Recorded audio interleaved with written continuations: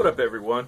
So I made some changes to the way this video is going to be presented, and I needed to come back and clarify a couple of things. I realized after watching the video yesterday that this process that I've come up with is not a recipe, it's a framework within which you create for your dog an ongoing diet that changes frequently. And the reason you want to change the diet frequently is because you don't want to overload your dog's system with one ingredient, and you don't want them to get bored with the food. Some of the ingredients that I use have medicinal qualities, and because of that, you don't want to overload the dog, and you also don't want to run the risk that the dog might develop a sensitivity because it ingests too much of it over too long a period of time. I changed the title of the video to something along the lines of, "This is the only homemade dog food recipe your dog will ever need," which certainly sounds like an unqualified claim. I believe that because the list of ingredients that I use for feeding my dog is as long as my arm. I know from my research that everything on it is safe for him to eat, but I'm not putting every ingredient on that long list in every meal that I make for him. I use it as a menu that I pick and choose from to create meals for him that change every week. So in other words, it keeps him from getting bored. It helps my wallet because I can buy more or less expensive ingredients based on how much money I have at the time. And also, it keeps me from inadvertently creating in him some type of nutritional deficiency because he eats the same thing every single day. Either that or he gets overloaded with something like vitamin K from getting too much spinach. The other reason I believe this diet is great for lifelong use is because it's not only a cooked diet, it's a raw diet. So everything that has to be cooked is cooked ahead of time. So the protein is cooked ahead of time, the rice is cooked ahead of time, the beans are cooked ahead of time, but when I add it all together, I put in the vegetables that I like to give him. So in this meal, you'll see that he gets broccoli, he gets carrot, and he gets celery. And it's all chopped up into fine pieces that he can easily digest. But next week I'll give him something different. Even though the process looks the same from meal to meal, you wind up creating for your dog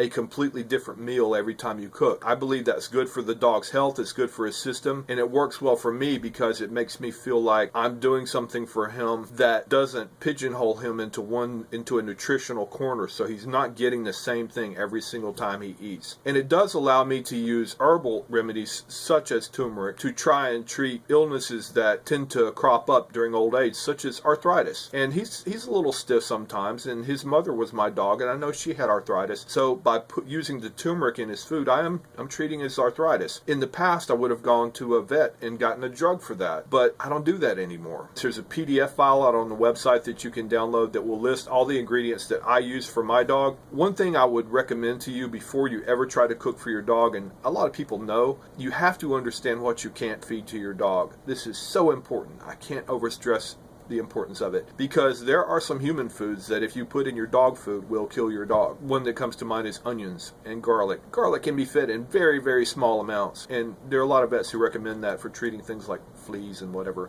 but I don't give any type of onion or garlic to my dogs. Grapes cause kidney failure if they're eaten in large enough quantities. Chocolate, we've all heard this, but there is a long, long list of ingredients that you cannot ever feed your dog. I mean, you might get away with it. You know, people feed their dog grapes and they love it, but they just don't realize that grapes are poisonous.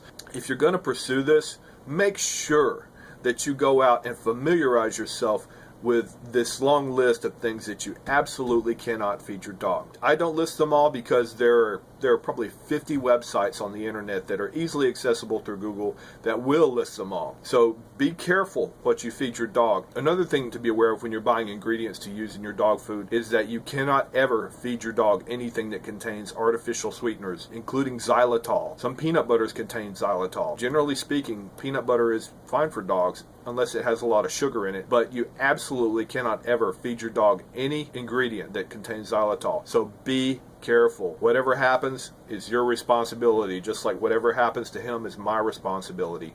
Because once you decide to pursue this, you are taking full responsibility for what you feed your dog, so you've got to educate yourself. So I hope this helps. And I wanted to share with you a really simple and what I believe to be safe diet. Actually, this is a recipe that I've come up with based on research and talking to people and reading as much as I can for dogs, and specifically for older dogs, because I've found that my dogs, as they age, they tend to develop problems like kidney failure and cancer and neurological disorders, and a lot of these things just end with my dog dying.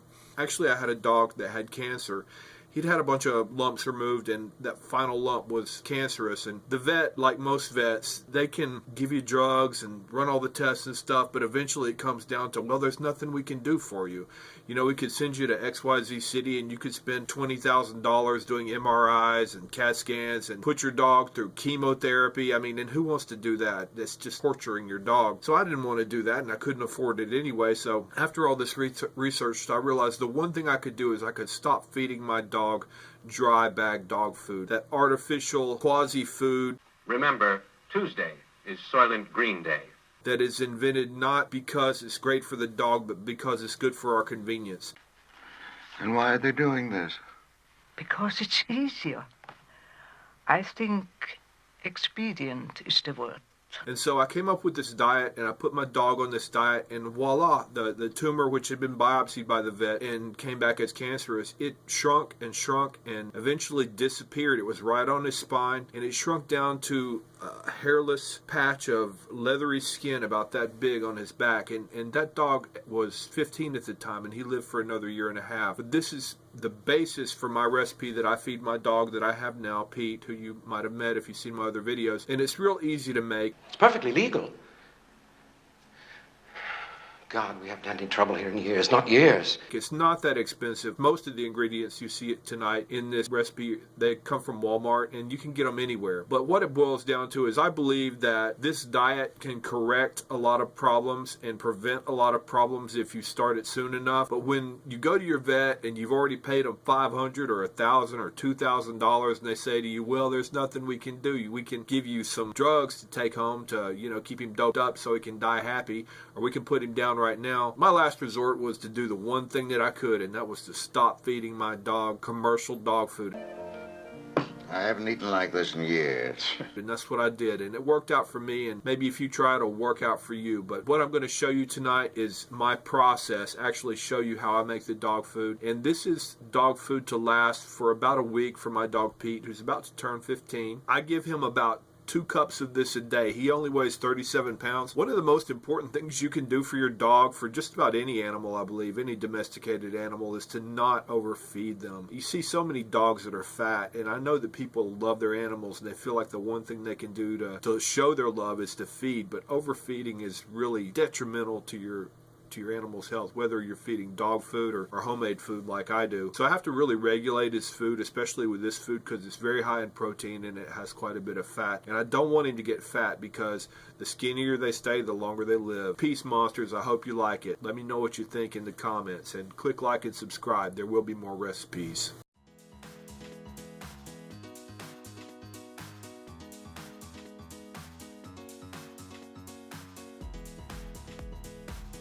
Here you're seeing how I clean my vegetables. Distilled white vinegar, you can get it at any hardware store, you can get it at Walmart.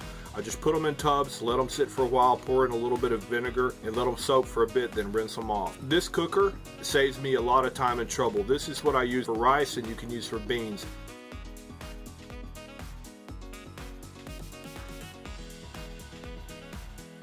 Start out with the black beans. It's important that those beans be mashed.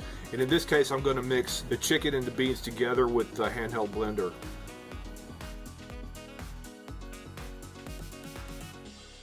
Next comes the brown rice. This makes up the body of the meal. It's cheap and easy to prepare in the slow cooker. Normally I wouldn't put in 2 proteins because I was doing the chicken in this one, but I had a pound of lean beef that was already cooked, so I decided to throw that in as well. And this is my vegetables. So you see at the top, there's a cup of diced carrots. That's about 1 medium to large size carrot, about 1/4 cup of diced celery, and about 1/8 of a cup of diced broccoli. That just goes right into the mix. And you'll notice all that is raw. It's not cooked, and it stays raw because this mixture does not get cooked. The chicken is pre-cooked, as was the beef, and so are the beans and the rice. So in goes the chicken, and I included the juice with it, which is the juice that comes out when it's cooking. I don't always put all of it in because it's important to not overload the meal with fat. Next comes the spinach. So this is organic baby spinach. I just take a handful out I chop it up with the scissors so that it's small, easily digestible pieces. Now, it's important not to put spinach in every meal because spinach is very high in vitamin K and it increases the clotting factors in your dog's blood. I try to rotate out spinach and green leafy vegetables every couple of production runs for this homemade food. This is olive oil. It's organic, just Walmart brand olive oil, extra virgin. I put 2 tablespoons of this extra virgin olive oil in the food to add fat.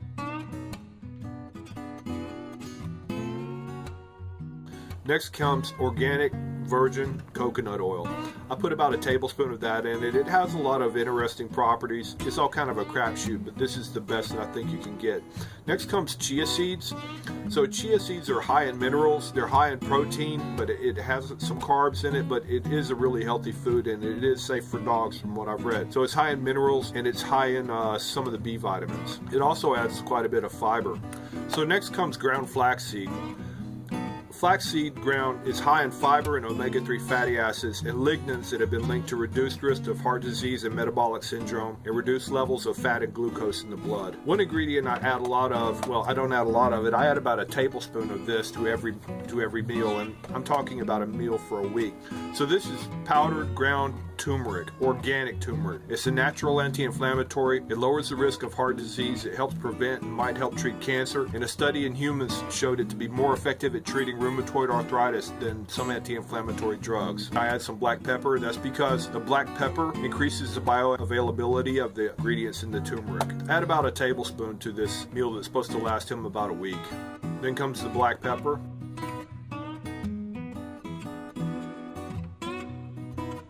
About a half a teaspoon is what I add.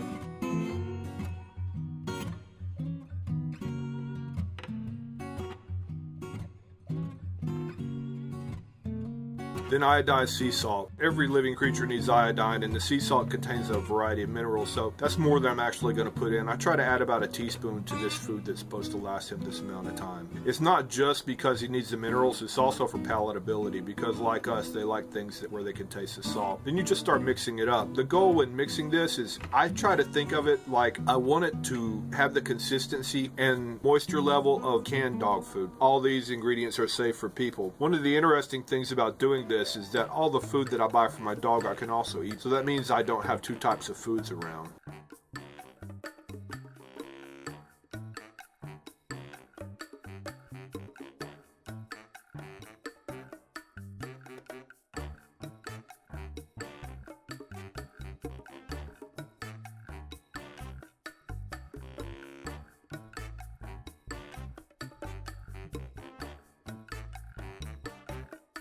So that's 1 serving, about a cup.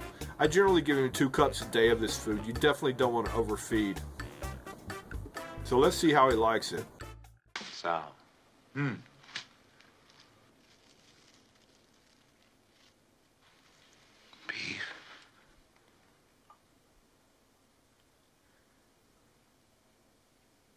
Oh my God.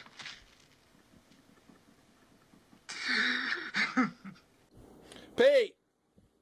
I'm not screaming at him, he's a little deaf. Actually, he's a lot deaf. Pete, you hungry? Hey, ready? You ready?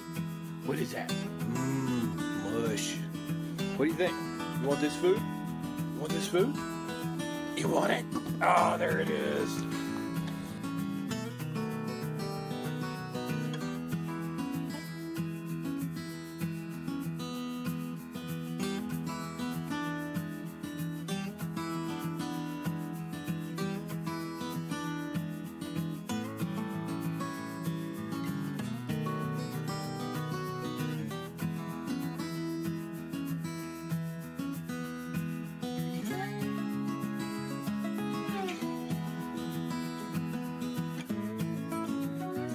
What about that?